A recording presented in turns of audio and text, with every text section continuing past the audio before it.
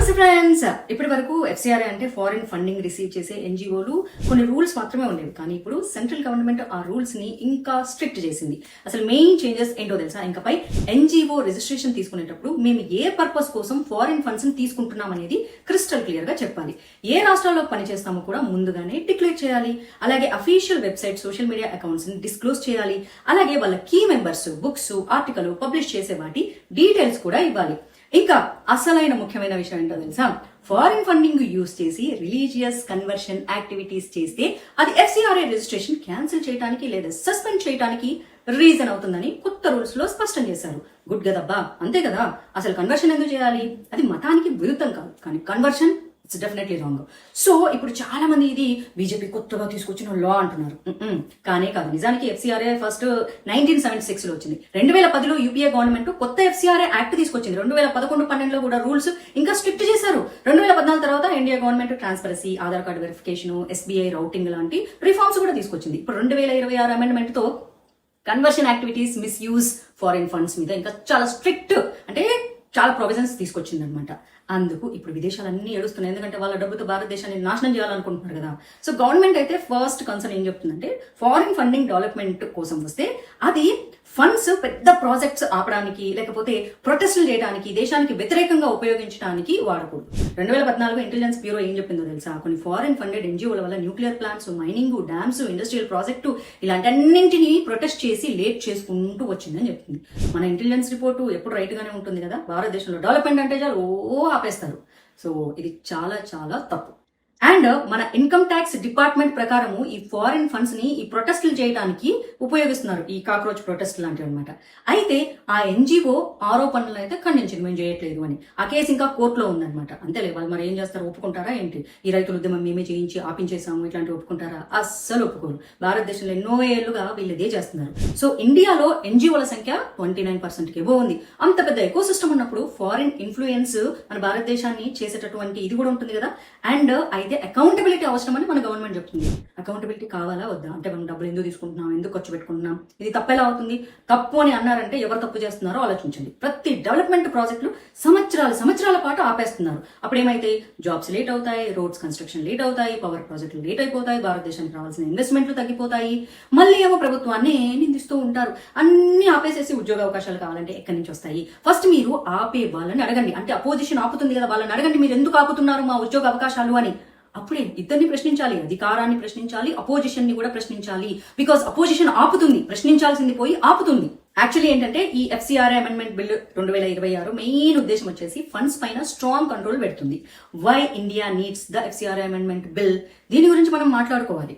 Actually ఏంటంటే NGO licence cancel అయినా లేదా ఎక్స్పైర్ అయినా ఫారిన్ ఫండ్స్ తో ఉన్న అసెట్స్ ఏవైతే ఉంటాయో ప్రభుత్వం కస్టడీలోకి తీసుకునే అవకాశం ఉంటుంది. దీంతో ఆ అసెట్స్ ని దాచేయడం లేదా మిస్యూజ్ చేయడం కష్టమవుతుంది. అంటే మీకు అర్థమవుతుందా? ఇప్పుడు ఒక ఎగ్జాంపుల్ చెప్తా. కేరళలో చాలా ఇట్లాంటివి జరుగుతుంటాయి అనమాట. ఈ చర్చి కట్టుకుంటారు, ఎఫ్సిఆర్ఏ ఫండ్స్ తెచ్చుకుంటారు, చాలా వందల కోట్లు తెచ్చుకుంటారు, కార్లు కొనుక్కుంటారు, అన్ని లగ్జరియస్ కార్లు కొనుక్కుంటారు, ఇల్లు కట్టుకుంటారు, చర్చిలు కడతారు, అన్ని చేస్తారు. 5 ఏళ్ళకి ఎఫ్సిఆర్ఏ లైసెన్స్ ఎక్స్పైర్ అయిపోతుంది కదా.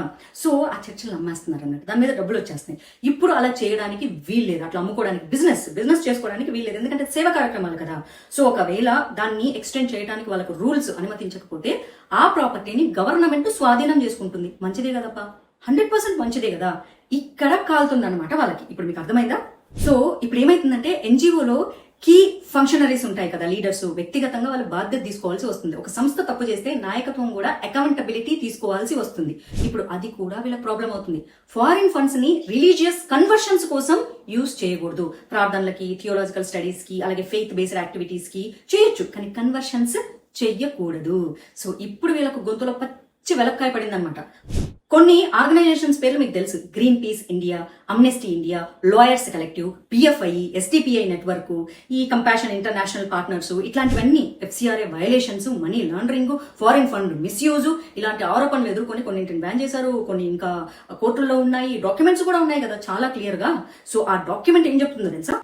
యాక్చువల్లీ అయితే 2019 నుంచి 2022 మధ్యలో 13,500+ ఎన్జిఓలు కలిపి 55,741 కోట్లు ఫారిన్ కాంట్రిబ్యూషన్ అందుకున్నాయి. కానీ అవి ఎందుకు ఖర్చు పెట్టారు, ఎక్కడ ఖర్చు పెట్టారు చెప్పట్లేదు. సో ఈ బిల్లు వల్ల ఫారిన్ మనీ భారత అభివృద్ధి, నేషనల్ సెక్యూరిటీ, ట్రాన్స్పరెన్సీకి అనుగుణంగా ఉండేలాగా ఉంటుందని చెప్పేసి గవర్నమెంట్ చెప్తుంది. సో ఇందులో తప్పేముంది? వాళ్ళకి ఇది చాలా పెద్ద కష్టమైన పని, ఎందుకంటే జిహాదీ పనులు కన్వర్షన్లు చేయలేరు కదా. అదన్నమాట విషయం. ఇప్పుడు మీకు అర్థమవుతుందా? ఈ 2026 FCRA రూల్స్ వల్ల విదేశాల నుంచి వచ్చే డబ్బు మీద ఇంకా స్ట్రిక్ట్ రూల్స్ వచ్చాయన్నమాట. సో ఆ స్ట్రిక్ట్ రూల్స్ వల్లే వీళ్ళకి చాలా భయం వేస్తుంది, ఎందుకంటే ప్రతి దానికి లెక్క చెప్పాల్సి వస్తుంది. ఇంకా పైన NGO ఏ పని కోసం డబ్బు తీసుకున్నా సరే ఏ రాష్ట్రంలో పనిచేస్తుందో ముందుగానే డిక్లేర్ చేయాలి. తర్వాత ఇష్టం వచ్చినట్లు మేము మార్చుకుంటాము, వేరే స్టేట్ లో పెట్టుకుంటామంటే కుదరదు. అది కూడా వీళ్ళకు ఎంత బాధను క్రియేట్ చేస్తుందో మీకే తెలుసు. ఇప్పుడు NGOలో డెసిషన్ తీసుకునే కీ పర్సన్స్ ఉంటారు కదా, క్లియర్ గా రిజిస్ట్రేషన్ చేయాలి. బాధ్యత ఎవరిదో ప్రభుత్వం తెలుసుకునేలాగా చేస్తారు.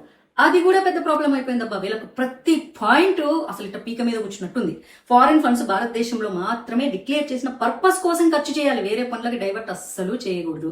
అమ్మా ఇప్పుడు ఎట్టయితుంది? అసలు కుదరదు కదా. జిహాదీ చేయాలి, కన్వర్షన్ చేయాలి, దేశాన్ని నాశనం చేయాలి. ఇక్కడ అసలు ట్విస్ట్ ఏంటో తెలుసా? డబ్బు మొత్తం కూడా ఒకేసారి ఇవ్వరు. ముందుగా ఇచ్చిన అమౌంట్ లో 75% సరైన విధంగా చెప్పిన పనికే ఖర్చు పెట్టాలి, తర్వాతే నెక్స్ట్ ఇన్స్టాల్మెంట్ వస్తుంది. ఇది ఇంకా పెద్ద విషయం రా నాయన. ఓన్లీ కాగితాల మీద మాత్రమే కాదు, ఫీల్డ్ వెరిఫికేషన్ చేస్తారు. నిజంగా పని జరిగిందా లేదా వచ్చి చెకింగ్ కూడా చేస్తారనమాట.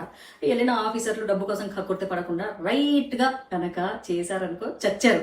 అండ్ 2 సంవత్సరాల్లో కనీసం 10 లక్షల నిజమైన యాక్టివిటీస్ కి ఖర్చు పెట్టకపోతే మళ్ళీ రెన్యువల్ విషయంలో సమస్యలు వస్తాయి. షెల్ NGOలు అంటే ఎందుకు పనికిరా, ఊరికే పెట్టుకుంటారు, ఫారెన్ నుంచి డబ్బులు తెచ్చుకుంటారు అనమాట. వాటిని కూడా మూసిపడేస్తారు. సో అందుకు ఇప్పుడు వీళ్ళు ఏడుస్తున్నారు.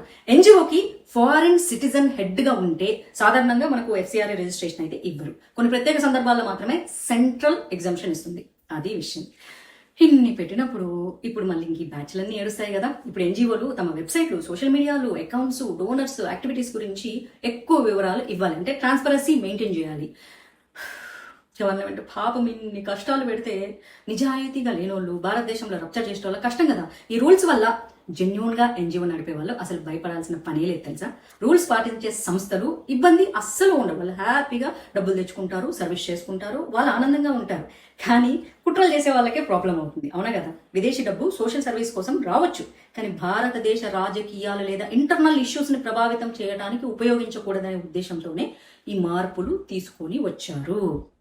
ఆల్ దీస్ ఇయర్స్ భారతదేశంలో ఏది పెట్టాలన్నా ఈ డబ్బుతోనే మన దేశంలో ఉన్న శత్రువులను వాడుతున్నారు. విషయం ఏంటంటే అసలు మొత్తం మీద ఈ అమెండ్మెంట్ లక్ష్యం ఎవరు డబ్బులు ఇస్తున్నారు, ఎందుకు ఇస్తున్నారు, ఎంత ఇస్తున్నారు, ఏ పని కోసం ఇస్తున్నారు, ఎలా ఖర్చు చేస్తున్నారు అనేది పూర్తిగా ట్రాక్ అయ్యేలాగా చేయడం అనమాట. వినడానికైతే భారతదేశాన్ని ప్రేమించే వాళ్ళకు చాలా హాయిగా ఉంది, కానీ భారతదేశాన్ని నాశనం చేయాలనుకున్న కాక్రోచులకు కష్టం. అందుకే డెవలప్మెంట్ కూడా భారతదేశంలో జరగాలి, NGOలు కూడా లా ప్రకారం ట్రాన్స్పరెన్సీ మెయింటైన్ చేయాలి అనేదే దీని యొక్క మెయిన్ ఇంటెన్షన్. సో భారతదేశంలో ఫారిన్ నుంచి ఫండ్స్ రావచ్చు, భారతదేశంలో పువర్ పీపుల్కి హెల్ప్ చేయొచ్చు, మీ మతాన్ని మీరు ఫాలో అయ్యేలాగా చేసుకోవచ్చు, కానీ దొంగ విషయాలు చెప్పి కన్వర్షన్లు చేయకూడదు. స్వతంత్రం వచ్చేటప్పటికి భారతదేశంలో 83% ఉన్నటువంటి హిందువులు ఈరోజు ఈడ్చి కొడితే 60% లేరు. అందరూ ఏమైనా చచ్చిపోయారా? లేదు, కన్వర్ట్ అయ్యారు. ఎట్టయ్యారు? ఇటనే అయ్యారనమాట. భారతదేశంలో ఏ ఫ్యాక్టరీలు తీసుకొని రాని వీళ్ళే వచ్చేస్తారు. అమ్మో పర్యావరణం సంరక్షణ, ఎన్వైరన్మెంటలిస్టు, ఇంకేక తొక్క తోటకూర. మన తమిళనాడులో రాగి ప్రొడక్షన్ ఉండేది, కాపర్. దాన్ని ఎన్వైరన్మెంటలిస్టు, ఎందుకంటే చైనా భారతదేశానికి రాగి అమ్మాలనుకుంది, కానీ భారతదేశంలోనే రాగి ప్రొడ్యూస్ అవుతుంది. వాళ్ళు భారతదేశంలో దొరకని లోహం ఏంటి చెప్పండి? అన్నీ ఇక్కడే దొరుకుతాయి. కానీ వీటన్నింటినీ క్లోజ్ చేయాలని చైనా వేరే వేరే వేరే వేరే వేరే డబ్బులు చేసి అప్పట్లోనే రప్చర్ చేసి అమ్మ ప్రకృతి నాశనం, ప్రజలు అయ్యో వాతావరణం, నీళ్లు అని చెప్పేసి మొత్తం సర్వనాశనం చేసి ఎంతకి దానికి సీలింగ్ చేశారు. తర్వాత ఇప్పుడు మన బతుకు ఏమైంది తెలుసా? చైనా నుంచి మనం మళ్ళీ రాగి కొనుక్కుంటున్నాం. మన దేశంలో పుట్టిన రాగిని మళ్ళీ చైనా నుంచి మనమే కొనుక్కుంటున్నాం. అలా ఉంది సంగతి. సో ఏదైనా అంతే. భారతదేశం ఇప్పుడు అక్కడ అండమాన్లో మన ఆర్మీని డిప్లాయ్ చేయాలనుకుంటుంది, చైనా వాళ్ళ ఆర్మీని డిప్లాయ్ చేయాలనుకుంటుంది. గుర్తుపెట్టుకోండి, సముద్రాల మీద పట్టు సాధించిన వాళ్ళే దేశాల మీద పట్టు సాధించగలరు. మన జుట్టు వాళ్ళ చేతిలో పెట్టుకుంటే మన పరిస్థితి ఏమవుతుంది? భారతదేశం ఏమో చైనాకి మన జుట్టు ఇవ్వకూడదని మనం చేయాలంటే రాహుల్ గాంధీ అనుకో వెళ్ళిపోయేసేసి పర్యావరణం సంరక్షణ. యూనో వాట్, నవేడేస్ జంజి అంట అట్రాక్ట్ అయ్యేది ఈ సంథింగ్ కార్న్ కి, అండ్ ఆల్సో ఈ ఇన్స్టాగ్రామ్ లో పర్యావరణ సంరక్షణ. అలాగే ఏం తెలియదు, పర్యావరణ సంరక్షణ పేరుతో ఈ NGOలకు FCR ఫండ్స్ పంపించేసి మన దేశంలో ఉన్న శత్రువుల్ని పంపించేసి అమ్మో ప్రకృతి నాశనం అవుతుంది, అడవులు నాశనం అవుతున్నాయి, వాటర్ నాశనం అవుతున్నాయని ప్రాజెక్టులు కట్టడం అన్నింటినీ ఆపేస్తారు. ప్రాజెక్టులు ఎప్పుడైతే ఆపేస్తారో ఉద్యోగ అవకాశాలు ఆటోమేటిక్ గా రావు. ఉద్యోగాలు రాకపోతే భారతదేశం ఆర్థికంగా తగ్గిపోతుంది. అప్పుడు ఆటోమేటిక్ గా జనాలు ఫ్రస్ట్రేషన్ ఫీల్ అవుతారు, మళ్ళీ ప్రభుత్వాన్ని క్వశ్చన్ చేస్తారు, ప్రభుత్వాన్ని పడేస్తారు. ఇదే జరుగుతుంది. ఇప్పుడు మోడీ ప్రభుత్వం డెవలప్మెంట్ చేయాలని ఎంత ట్రై చేసినా సరే వీటన్నింటికి రూట్ కాజ్ ఎక్కడ ఉందని తెలుసుకుంటే ఫారిన్ ఫండ్స్. ఎందుకంటే ఎవరు డబ్బులు ఇస్తాడో వాడి మోచేతి నీళ్లు తాగడమే కదా ప్రజలకు అలవాటు. లేకపోతే 33 కోట్ల మంది ఉన్నటువంటి ప్రజలు తొక్కలో 40,000 మంది బ్రిటిషర్లకి లొంగిపోయి వాళ్ళ పరిపాలనలకి చేశారంటే ఎంతమంది వద్దు బూట్ లిక్కింగ్ ఫెలోస్ ఉంటారో మనం మాట్లాడకూడదు అదనమాట అసలు విషయం. ఈ వీడియోకి ఫస్ట్ మీరు లైక్ కొట్టండి, అలా వీడియోలోకి వెళ్ళండి, ఒక చిన్న లైక్ కొట్టండి, వెంటనే హైప్ వస్తుంది, ఆ హైప్ నొక్కండి. ఎందుకంటే ఇలాంటి వీడియోస్కి డెఫినెట్గా యూట్యూబ్ మనకు సపోర్ట్ చేయదు, అసలే మన వీడియోలను ఏ రకంగా కూడా సపోర్ట్ చేయదు. మీరు ఒక చిన్న లైక్ కొడితే ఫస్ట్ చూడగానే లైక్ కొట్టాలి. కొట్టేశారా? Okay fine. అయితే మళ్ళీ ఒక మంచి వీడియోతో మిమ్మల్ని కలుసుకుంటాను. అంతవరకు నేను సైతం దేశం కోసం.